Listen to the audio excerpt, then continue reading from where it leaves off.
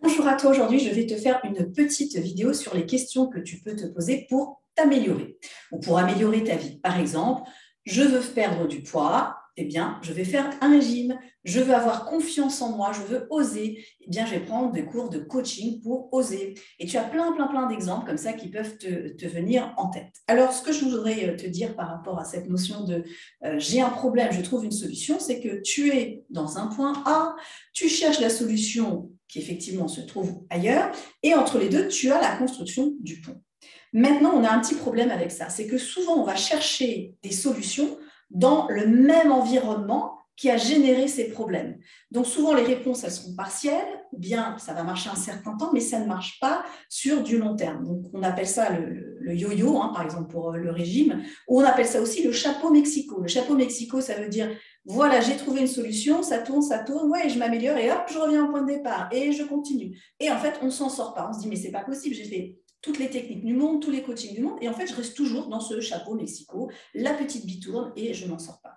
Alors, cette notion, elle est fondamentale. Tu ne peux pas améliorer un problème si tu cherches ce problème dans l'environnement qu'il a généré.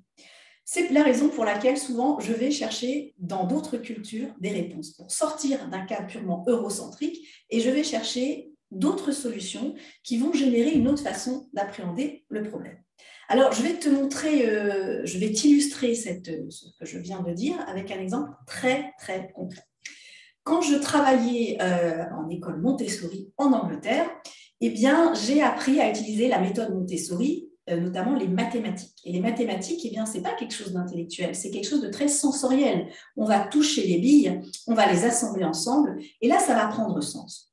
Moi, je n'ai jamais appris les mathématiques comme ça, je n'ai pas été en école Montessori, mais en travaillant dans ces écoles, eh bien, j'ai découvert quelque chose que je vais te montrer tout de suite. Alors, quand tu vas compter 1, eh bien, ce sera une petite bille. Très bien. Quand tu comptes le 2, tu as 2 billes. Quand tu comptes le 3, 3 billes, et ainsi de suite. Donc, dans ma main, ici, j'ai 10 petites billes. Tu vois? Donc, depuis 10 petites billes, qu'est-ce que ça représente? Eh bien, ça représente ceci, une baguette de 10.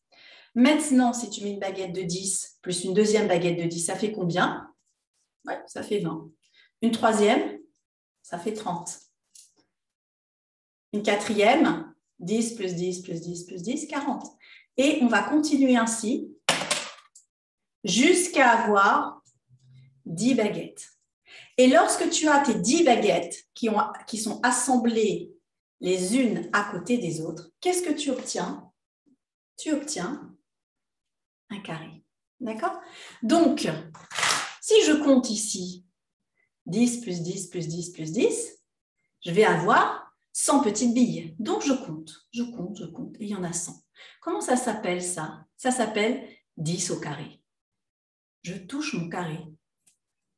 10 au carré, mais c'est un carré.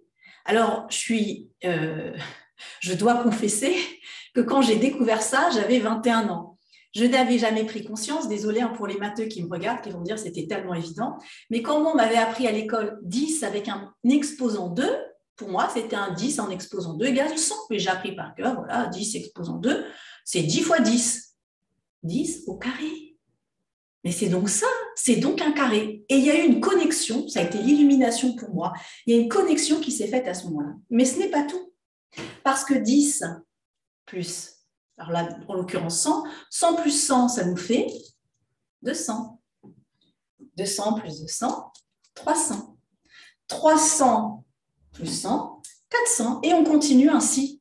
Et je ne sais pas ce que tu vois, ce que je suis en train de construire pendant que je te parle, mais si je mets 10 carrés, qu'est-ce que j'obtiens? J'obtiens quoi? Un cube. 10 au cube, ça fait combien? Ça fait 1000. Ça veut dire que si je veux, et j'ai vu les enfants le faire, ils vont compter jusqu'à 1000. Ils vont prendre chaque plaquette et ils vont compter 1, 2, 3, 4, 5.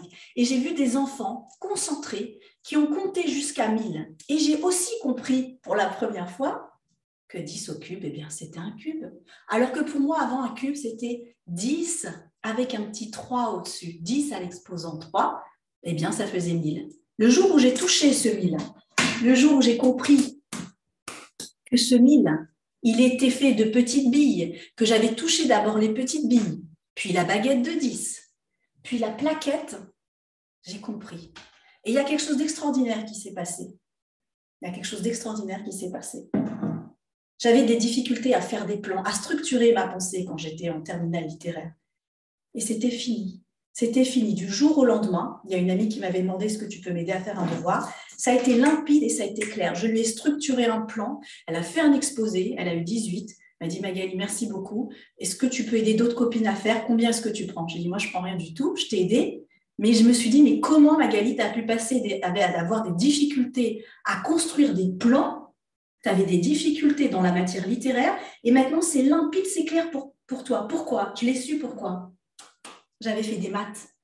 Alors, comment est-ce que les maths, le fait d'avoir touché, le fait d'avoir compris ces différentes étapes en mathématiques, ça a pu m'aider à structurer ma pensée dans un domaine littéraire? Dans la vie normale, on sépare la littérature et les maths, ça ne va pas ensemble. Et oui, sauf que le corps, il ne fonctionne pas comme ça.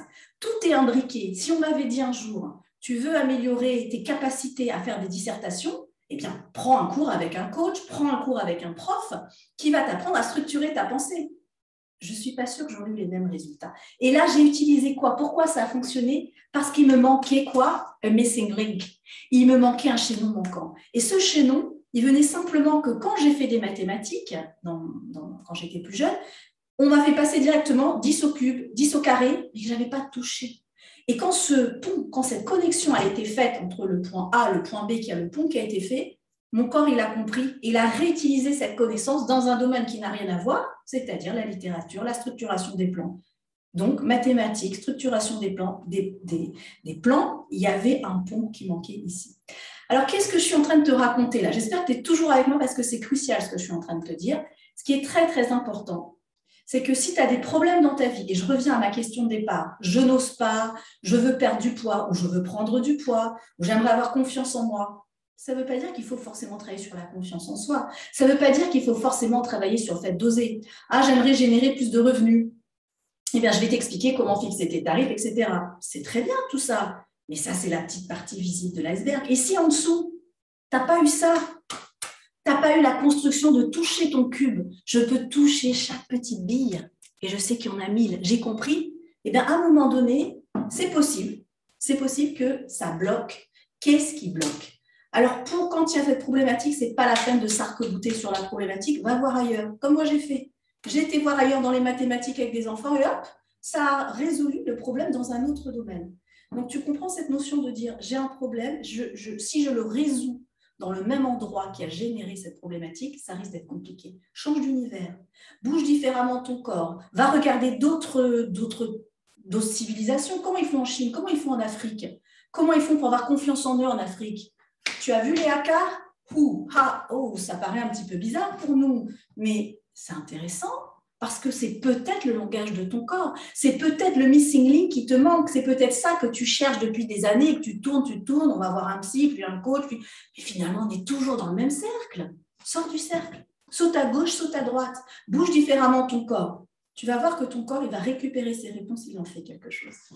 Voilà, donc j'avais envie de te partager cet instant qui pour moi est très important, c'est une des clés de voûte de mon enseignement.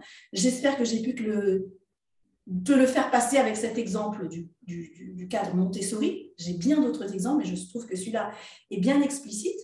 Dans le programme Wonder Woman, dans notre module numéro 5, je vais t'expliquer comment aller toucher cette vibration. Parce que ce dont je te parle là, c'est une vibration. Si moi, j'ai envie de gagner plus d'argent, je veux perdre du poids, gagner ou avoir du poids en plus, ou alors, peu importe, oser dans ma vie, ou alors débloquer mes freins par rapport à l'aspect financier, si tu arrives à toucher une certaine vibration, qui est ta vibration à toi, cette vibration-là, elle n'est pas si compliquée, c'est juste d'être aligné avec toi-même, eh bien, cette vibration, elle va se mettre en phase avec d'autres vibrations et des choses vont se passer. Alors, tu vas me dire, oui, mais comment j'active cette vibration? Eh bien, c'est justement le cours que je te propose dans le module 5 de Wonder Woman. Nous allons voir qu'il y a une façon d'activer ce code vibratoire. Quand je te dis vibratoire, c'est la percussion, c'est de la vibration vis-à-vis de ton corps. Maintenant, quelle est cette vibration? Est-ce que je fais, ou est-ce que je fais, comment est-ce que j'active cette vibration qui m'est personnelle? Eh bien, c'est ce que je vais te révéler dans ce module 5. Donc, je suis ravie de te le partager.